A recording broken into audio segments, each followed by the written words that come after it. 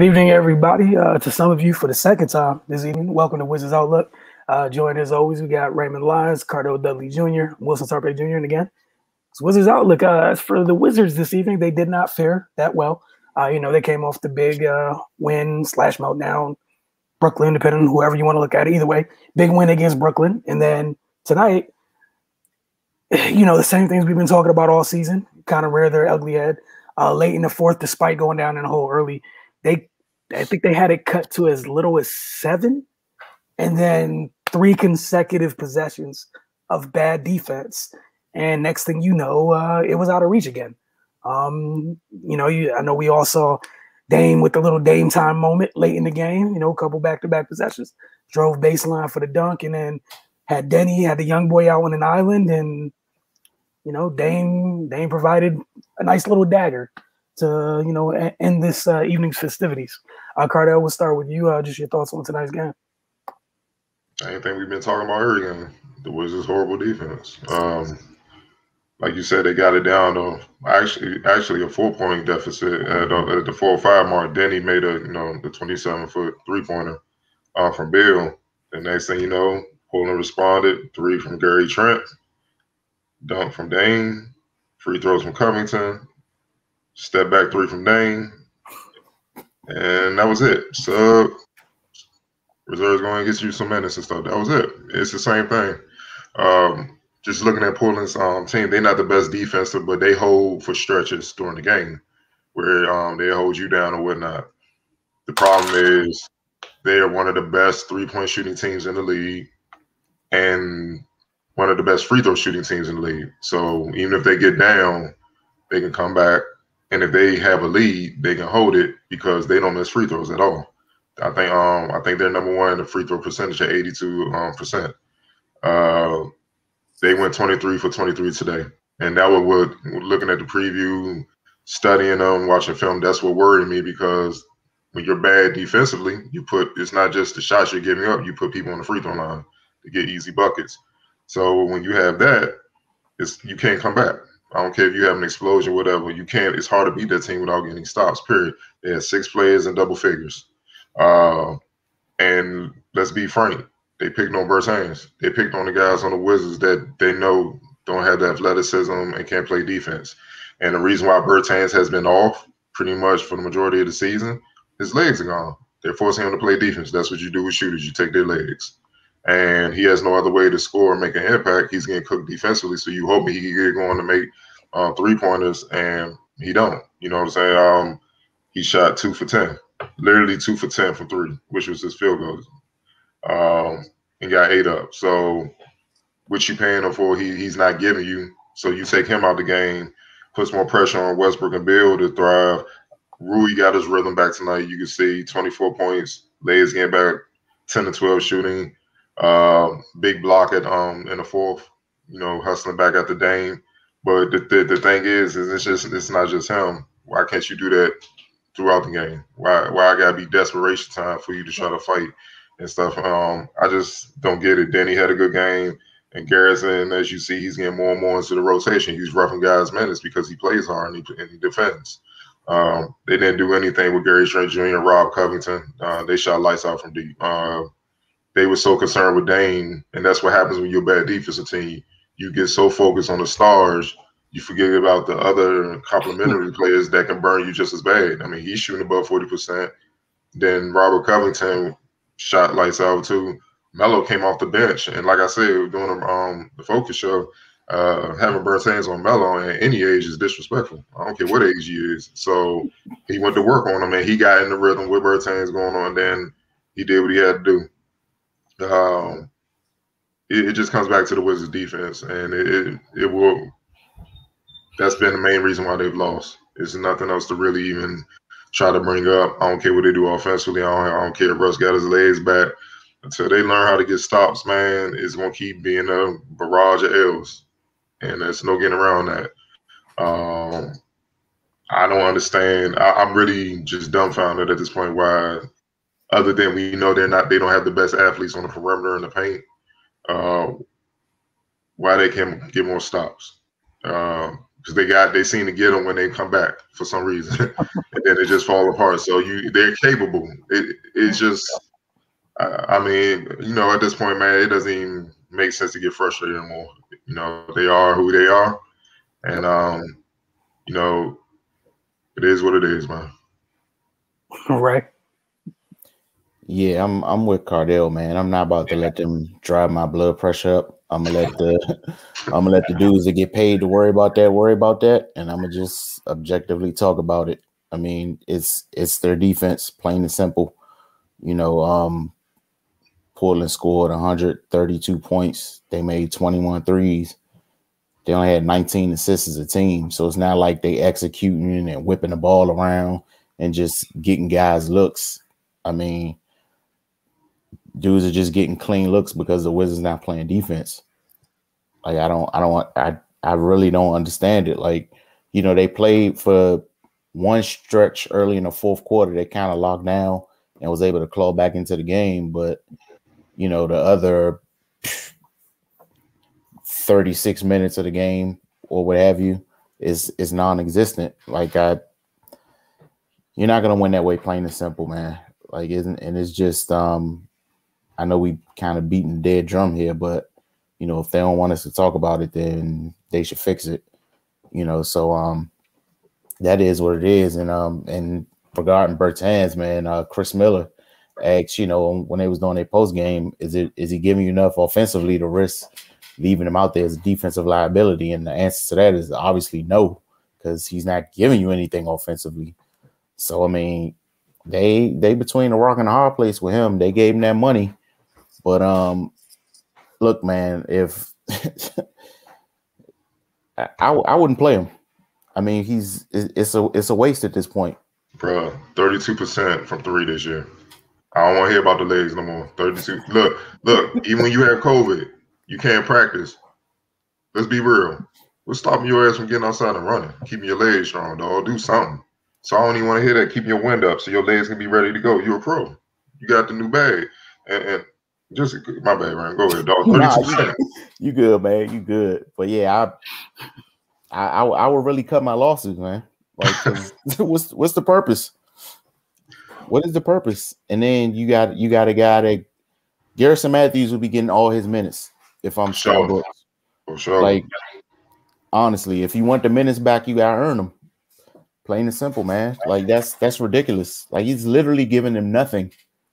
Like, absolutely nothing. So yeah, man, that's got to be a frustrating situation for them. But again, they getting a nice check to figure that out. So go ahead and get in the lab and see what you can do with that.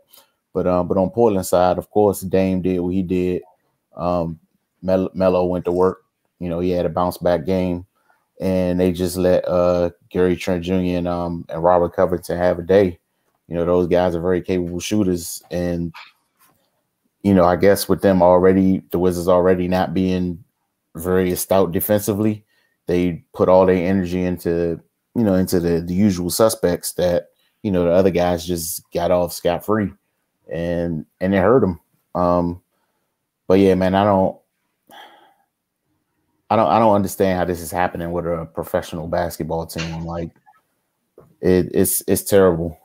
Like, I understand, if you're losing games because the talent isn't there, because I mean, you need talent to win the league, but the effort is terrible. The IQ is terrible.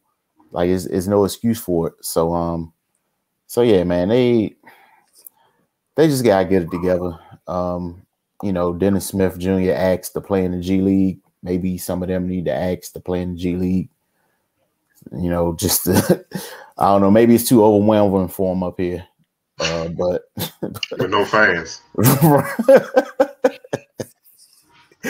I don't know, man. They look bad. They look real bad, and it's not going to turn around until they commit on the defensive end, and that's just is what it is. They got lucky the other night, but at the end of the day, they still gave up 147 points. So, yeah, man, and they gave up 70 in the first half tonight. So, if it keeps going on like that, then the loss is just going to keep piling up. I mean, it's plain and simple. And Bill gonna pull a Harden. I can't even be mad at him. I'll be like, hey, ain't gonna get on you. Ray, let's add 5 to that 70 you said. Folks gave up 75. Hey, nigga, God damn. I know 70 was enough, but I'm gonna pull Octavia from earlier. Let me put 5 on that real quick. Boy. 75. They started the game. Portland started the game with a 40 piece in the first quarter. Now Washington responded with a 40 piece in the second quarter, but Portland only scored 5 less than Washington in the second quarter. But again, they set the tone with the 40 piece. And get this, all this scoring and this craziness in this game. Y'all want to know how many lead changes there were? I'm going to give y'all each a guess. Go ahead. 0. There was one whole lead change, one whole tie. Again, to triple down on this lack of defense thing. Like you guys have been saying, we've been saying all year, it's really annoying that you have to wait until your back is against the wall or you feel like there's actually a consequence coming your way to provide some effort on the defensive end. Like, it's ridiculous. How about just try? And the worst part is, like we've been saying again, it's not like y'all playing with a plethora of talent to where like, man, we didn't score or whatever, we'll get it back on the other end. Man, ain't nobody got them type of scores over there. You need to play defense. Like, you have to. Like, even with what you have, love Brad. No, there's levels to all this scoring stuff. And this is what happens when you don't do anything on the other side of the ball. It's ridiculous. As for the Bertans thing, I got tired of typing his name, while watching it during the live tweet. I'm like, it was like 5 straight possessions. And again, if this was somebody else making whatever he's making, you can insert their name. I feel the same way talking about you because I don't get it. And it's horrible when, again, you're just a specialist and you're the one that's like this. But being a specialist comes with, like, it makes it even worse because you can't, with you not being able to do anything else. Again, like what it's even easier in my eyes to you guys, to many other folks. Let me just go sit down over there for a little while and we'll focus on people who can do other stuff. Might not be able to shoot like you, but all the other stuff they can do is better than what you provide, especially if you shooting about what Mo Wagner's shooting from 3. You might as well just keep Mo Wagner might as well have your minutes. At least he might get in the way, take a charge here, block a shot, something. But again, when the thing that you do cannot be done consistently, and it's only one thing that you do, well, you're in trouble. You're in trouble. And the worst part is, even if you want to move them, whatever value you had, it's gone. Right. Whatever value it might have initially been, it's gone. This is horrible. Yeah. And then we're also in an era where people don't play defense. Yeah. And you can't get a bucket. This ain't it. And you had a couple of chances late in the game to redeem yourself. Like, and again, if somebody else misses a 3 or misses a shot, it's not as bad because they might go get a stop. They might get a block. They might get the hockey assist for another bucket somewhere. But for you, you're living and dying. It's literally your contract is predicated what you're doing with them, with those with every shot that you take to a degree. It sucks, but this is the way that it is. You hear, man? You got to pay that bread, man. You got to do something. But it's bad where every team's like, Portland spent like 3 minutes of the fourth quarter just looking for you. Mm-hmm. Not offense or anything, just looking for you. Russ was trying to do his best to hold on and try to switch and heads, and they was like, all right, well, if 2 is on me, Dame swung it. Wide open 3. And also, Gary Trent Jr., within the last couple of years, he can shoot. Why are folks walking away from Gary Trent Jr.? I didn't get that all night. And then late, you just watch Dame. Then Dame gets several one-on-one opportunities. The baseline dunk was to me more offensive than the dagger a little bit later. How many times we see Dame go baseline and dunk? No, since the young days. Like, that was way more offensive. And he had no concerns in his heart about anybody doing anything to obstruct his trip to the rim. Tomorrow night you got to deal with Bam and company. And with his front line, I hope you're ready for that. Bam's been on one all year. And then real quick before we get out here, congrats to Carmelo for passing Dominique on the all-time scoring list. Melo's up to 13 now. So congrats to him. But yeah, man, like you guys been saying, there's no need to keep being the dead horses. you're not good enough to not play defense. Just Raymond right. I'm looking at Garrison Mathis. He's shooting 40% since he started playing on the season. 88% from the free throw line. Man, you know he can strap. He's actually one of their best defenders. He would definitely get all those minutes. It's not even a hesitation. I wouldn't even have Bertans in the reserve on the board. Like I don't even know. If somebody get hurt, I might look at you. I might ask Robert Pack to come in. I don't know, though. Like I'm done with him, because this is what I was trying to tell people. Y'all remember we were in the studio before COVID hit, and we reading tweets and people like, "Yo, Bertans, the best shooter in the league," and Bertans, man, oh man, the Wizards can't let him go, man. He one of the best players. And we looking at everybody in the league knows the lost season. They're not paying attention to him yet, but they paid attention when he got that bread. See, that's different when you get the bread. See, now dudes that put in work, like, yo, he got that bread. I can't even get that bread. We're going to see when we play. Mm-hmm. And they're taking it and they're going at him. Now they like, a specialist got paid more than me and I do more things than him. You see what I'm saying? And you specialize in shooting. Well, Raymond, I'll let you address your lady, because look, you can get teams to play better, but this particular team, I have no answer for. I'm sorry. I've been trying to figure it out, because you're not about to have me out here. I'm not. Look, man, I'm not God, dog. I can't work miracles, dog. Like I'm trying, man. I'm trying, dog. Not miracles, though. Blessings, whatever you want to say. Grace. That's a loaded question with this one, because they not even trying or looking like they interested. So you can't make somebody do something they don't want to do.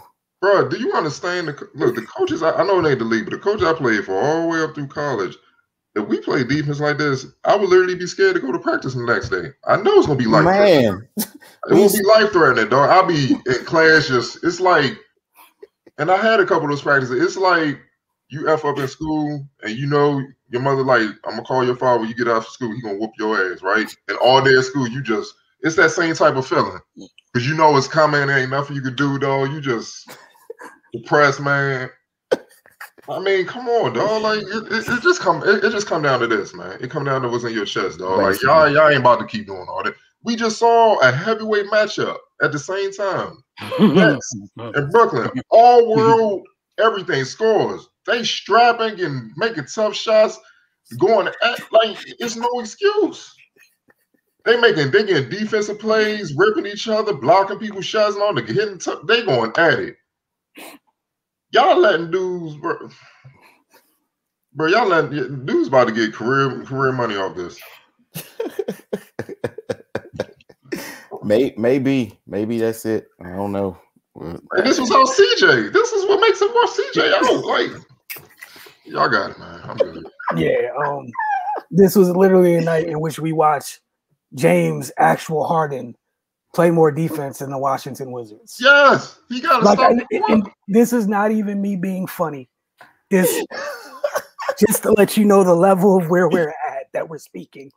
We saw someone who actively has made it. It's almost like he took a vow of silence. He took a vow to not play defense since whenever he got to Houston. It's been a vow, and he's held from the moment OKC traded him. He's been abstinent from defense for 8 years. Abstinent, though. Yes. And then we watched tonight, like Cardell said, in a heavyweight matchup. All them points Brooklyn been putting up. It was a normal score tonight. It wasn't 152 to 150. Brooklyn shot 50-something. They held the other team under 50-something. Obviously not the greatest thing in the world, but for somebody like the Clippers, how they been acting, it's kind of a big deal. And they got folks like that look at defense like, yeah. And they're even worse because their record against teams over 500 it's a good record. So theirs is legitimately a choice, and they have the type of firepower which they shouldn't even care when they walk out the house. You do not have these things. What is wrong? What is wrong? Listen to me. How do you moving forward, bro? Let's stop calling players all-around players that don't play defense. Defense is a skill. Yep. I'm tired of it. There may be all-around scorers or all-around offensive players, but they're not all-around players because you got to do it on both ends. All these trainers out here, you see clips and stuff. You rarely see them doing defensive slides working on it. I saw an interview with Ron Artest. He said the first thing he did when he was playing with his workouts, 45 minutes on defense, defensive slides, closeouts, going rotation drills, doing all that. The first 45 minutes every workout before he even touched a ball. That's why he was NBA Defensive Player of the Year, always on the NBA defensive team, and guys hated dealing with him. Like, the same work you put in to get your shot and handle and everything tight, being able to pass and all that, same work you got to apply to defense, man. Studying film, knowing your personnel and stuff like that. It's just the same thing. It's like, I noticed Joe Harris ain't get open the same way he was getting open against the Wizards tonight. No, but you want to know what else I noticed about Joe Harris? Unlike the guy here that we talking about, they were allowed to leave him on the floor because he wasn't giving his man wasn't. Yeah, he wasn't the liability. Like it was going after Kai more than they was going after him. But again, like that's the difference. Like even with Garrison Matthews, you know, not to get too long-winded because we're gonna see you guys tomorrow night. I think one of the most impressive things I took from him this game, I think it was in the fourth quarter when making a little run. He had a corner three, pump fake, attacked the closeout, dribbled down baseline, shoveled it past the Rui. Bro, give him his minutes. Yeah. Give him his minutes. You know what I'm saying? It's a small thing, but that's huge. Because if you're classified as just a shooter, then the other thing, like you said, Cardell, just to kind of close it out, I knew he was in trouble and going down a really bad place when all of a sudden the two-way player thing popped up. Why is that a distinction for a sport that requires you to play offense and defense? When the everybody should be a two-way player. I know where we were going. So that's because of media who don't know nothing about basketball. You know what I'm saying? And that's what's messing up the game. It's a lot of suits involved with basketball who's catering to one side of the ball. Why you think they eliminated the rules where you can't really get up in somebody without it being a real foul and stuff? Mm-hmm. So it's all predicated on appeasing the fans. My thing is, we always hearing things are more evolved and more skilled. Well, then let dudes be able to strap. Let dudes be able to play defense for real. We'll see. Because I know in that All-Star game last year, when dudes really got up in, a lot of dudes wasn't looking the same. When the playoffs come, a lot of dudes don't look the same. So when they let you play and let you strap for real, so it matters, man. The Lakers won the championship. It wasn't because they were so potent offensively. They strapped. If you know LeBron AD, if you got past them, they had Dwight JaVale back there waiting on you. So it's like that. I mean, bruh, like it's disgusting, man. It's like y'all, man. Look at it, man. It is, and I wish I'm gonna try to find the clip, but Alicia Clark and Coach Tebow were talking yesterday about teams, the disconnect between media and teams having an appreciation for good defensive players. Mm-hmm. Like I said, it's too many media people that don't know shit about basketball. They're writers, they're reporters. They don't even know what they're looking at. Why you think the first thing if I hear a report, the first thing he bring up is some damn numbers, analytics, and stuff like that. I already know what I'm dealing with. Because you should be able to look at the game and tell me, like, if you're going to write an article or take a stance or something, look at the game and give me something that really happened on the floor before you bring up some numbers. You see what I'm saying? Offensive rating and pace of the game. Look, I don't want to hear that. Give me something that matters, basketball terminology. Give me something where you can look at the game and it's clear that you know what you're looking at. And you're not barking out numbers because you don't have a clue what you're looking at. I don't even need to look at numbers for the Wizards. I can look on the floor and see they ain't playing no damn defense because guys are wide open shooting jumpers. And they're not even trying to. It's looking like, remember, I hate to keep bringing, I know there's your man from UConn. No, it's looking like Kemba when Steph shot that three, and that man was like, where the hell at? Then the next time Steph got wide open, and he ain't even run out there because he knew it was a bucket. I ain't even gonna waste my. But they look like that every game, all game. But you know what the sad part is? Like, I'm not even mad about that because there was at least an attempt, a legit effort, and that's why he was upset. Yeah, they're not even giving that initial effort. And this is why when they be like, well, you know, Scott Brooks this and Scott Brooks that. And I'm like, man, I ain't need a coach to tell me how to play defense, man. Like, it's clear this dude's cooking me, man. Like, all right, look, don't turn that water off, dog. He's cooking me. Damn. I'm like, if I need a coach to tell me to play defense because this dude cooking me, I shouldn't be on the floor. Plain and simple. Plain and simple, man. Again, the bar I will use forever. If James Harden can choose to do it, why can't you? They're not gonna stress me out. We dealing with we dealing with COVID. We dealing with all types of stuff, dog. That's not stress.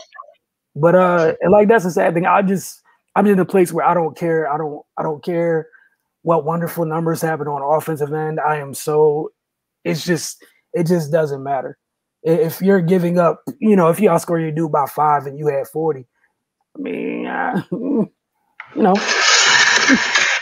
or if there's 4 of you guys that get double digits and 7 of their guys that get it, doesn't really matter too much at the end. So again, like we've been saying, and we'll be back here tomorrow night because you're gonna be dealing with Miami tomorrow night. We'll see how that goes. Jimmy back. Jimmy's back. Bam doesn't appear to be the same exact Bam from last year. The midi is a huge part of his game now. And Miami's just Miami. They're annoying. They're gonna play defense. We'll see how it goes, man. But again, like this is another one of them nights where you work so hard and you go down by 18 on a regular basis. Play defense long enough to make it a single digit game and then be like, we're good now. We got back into it. What? You play defense for like 5 minutes. Why? What if another 5 minutes of it consecutively together? What would happen? Who knows? But what I do know is we thank you guys for joining us this evening. See you guys tomorrow night when the Wizards take on Miami. They got one of those baseball series this week where you got Miami on Wednesday, then you got them again on Friday. And we'll see you guys on both days. You guys have a great evening.